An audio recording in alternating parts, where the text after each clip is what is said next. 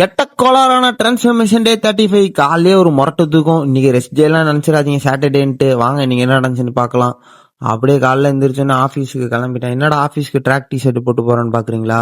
வாங்க போற வழியில கதையை சொல்றேன் என்னன்னு. செம்ம குளிர் போறப்பயே, செம்ம கடுசா இருந்துச்சு கிளைமேட்டு. அதுக்கப்புறம் வந்துட்டேன் டக்குன்னு ஒரு வழியா. என்னடா ஆஃபீஸ் இப்படி இருக்காதுன்னு பார்க்காதீங்க, நீங்க ஆஃபீஸ்க்கு வரல, எலைட் ஃபிட்னஸ் கிளப்புக்கு தான் வந்திருக்கோம். என்னன்னா இன்னைக்கு ஒர்க் அவுட் பிளாக் எடுக்க.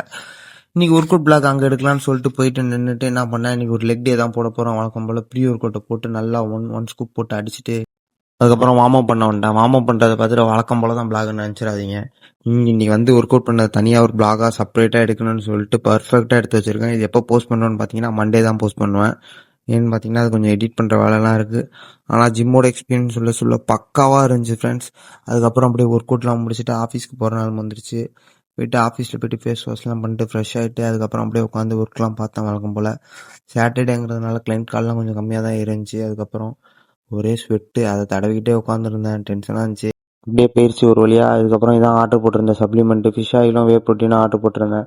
இந்த ப்ராடக்ட்டோட லிங்க் வேணும்னா நம்ம இன்ஸ்டாவில் இருக்குது, ஸ்டோரியில் பார்த்து எடுத்துக்கோங்க. பாய், இன்னைக்கு இந்த டேவை முடிச்சுக்கிறேன். டாட்டா, வரட்டா.